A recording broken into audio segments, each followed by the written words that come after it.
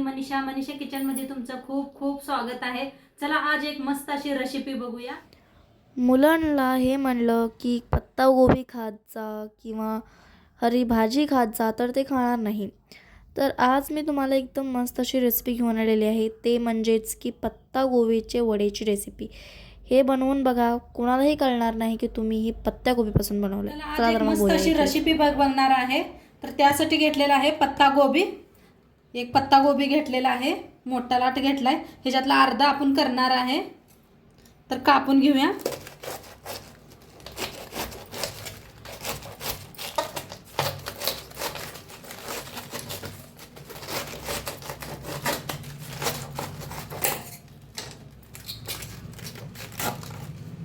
घेतलेला आहे, आता याला कापून घ्यायचं आहे आपल्याला। असं मोठं मोठं कापून घेऊया।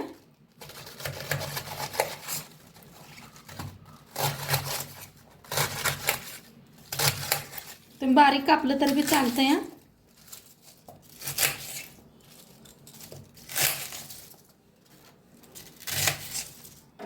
करून घेणार आहे म्हणताना मी असं मोठं मोठं कापून घेतलेलं आहे।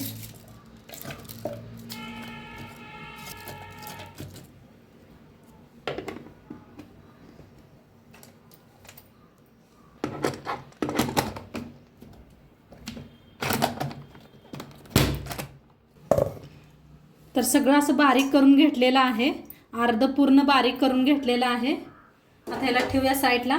इथं मिक्सरचं भांडं घेतलेलं आहे, तर एक वाटण बनवून घ्यायचं आहे। त्यासाठी घेतलेलं आहे लसूण 2 गड्डे सोलून घेतले आणि बक्कळ अशा हिरव्या मिरच्या घेतलेल्या आहेत तिखटवाल्या, कोथिंबीर घेतलेला आहे।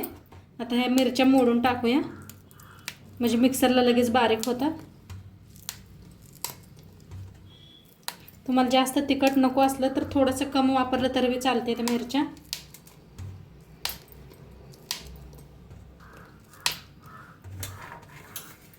लसूण,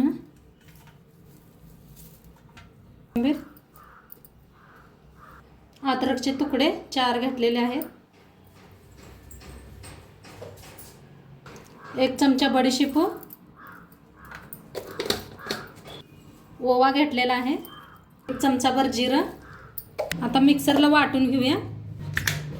तर वाटण बनवून घेतलेलं आहे, पाणी वापरलेलं नाही, तसंच घेतलेलं आहे। आता काढून ह्याच्यातच मिक्स करायचं आहे, तसंच वाटा, पाणी हे करू नका। आता ह्याच्यात टाकायचे हळद, अर्धा चमचा हळद, लाल तिखट 1 चमचा, धना पावडर 1 चमचा, चिली फ्लेक्स म्हणजे मिरचीचा कूट आहे, नसला बी चालतो या, थोडंसं हिंग, कोथिंबीर, तीळ 2 चमचे, मीठ, 1 कप बेसन पीठ घेतलेलं आहे, तांदळाचं पीठ घेतलेलं आहे, चाळून घेऊया।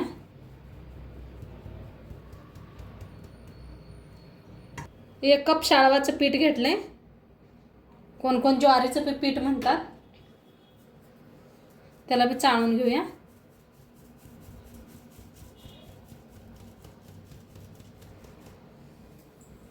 आता सगळं मिक्स करून मळून घेऊया आपण।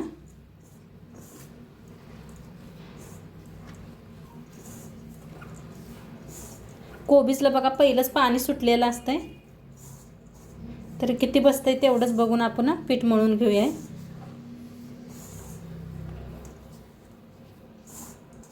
तर पीठ असं मळून घेतलेलं आहे, थोडंसं तेल ओतूया।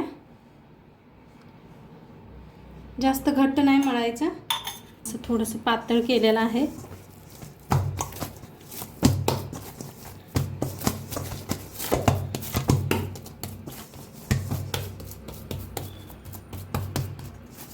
तर ह्याला तोडून घेऊया।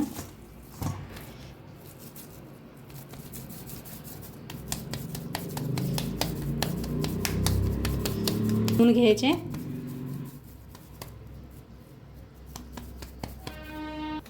तर इथे ठेवलेले आहे कढाई, त्याच्यावर स्टँड ठेवले आणि नंतर चाळण ठेवलेले आहे, पाणी बी ओतलेलं आहे।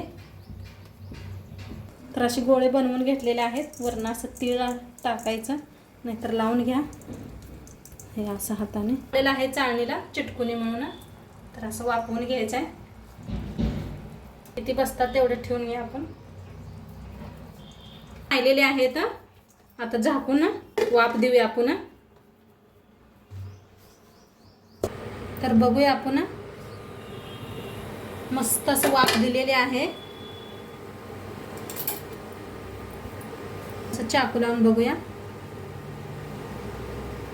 तर अजून थोडंसं ठेवूया आपण. चिटका लागलेला आहे. तर झालेलं आहे. उघडून बघूया.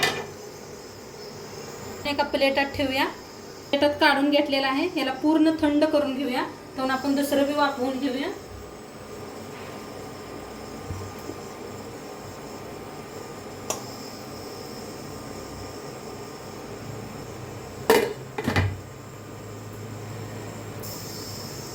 तर थंड झालेला आहे. तर ह्याच्यावर ठेवून कापून घेऊया आपण. तिकडे शिजायला लागलेला आहे. तर मस्त अशा वड्या काढून घेऊया. मस्त निघायला लागलेल्या आहेत. थोडं थंड बी करा तुम्ही. थंड केल्यानं काय तुटत नाही. वड्या पडायला लागलेल्या आहेत. अशाच काढून घेते सगळ्या. आता कापून घेतलेल्या आहेत. तेल तापलंय का बघूया. तेल बी चांगलं तापलेलं आहे. तर वड्या आपण तळून घेऊया.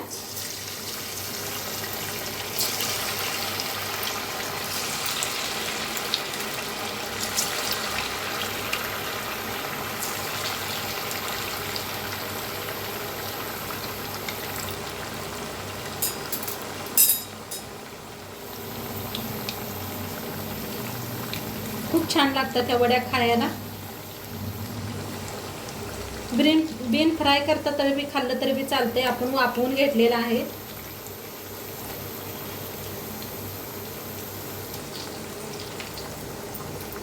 छान अशा तळून घ्यायच्या. अजिबात फुटलेले नाही, काय नाही. बघा काय मस्त झालेले आहेत. सारखं एकाच कोबीची भाजी खाऊन कंटाळा असला तर हे नक्की करून बघा एकदा. वड्या मस्त होतात. प्रवासाला बी छान होतात करून नेलं तरी बी. कुरकुरीत छान लागते खायला बी.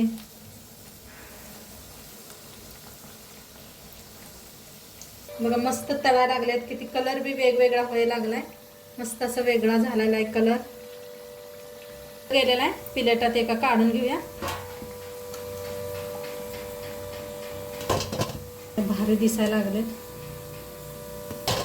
बाकीचे बी तळून घ्यायचे.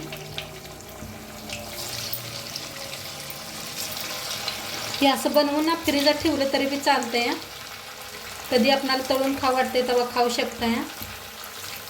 छान तळा लागलेला आहेत बघा. मस्त असं तळून घ्यायला लागलेले आहेत. आपलं बाकीचं बी शिजलेलं आहे. काढून घेतलेलं आहे साईड. आणि इथं मस्त आपल्या वड्या बनवून रेडी झालेल्या आहेत.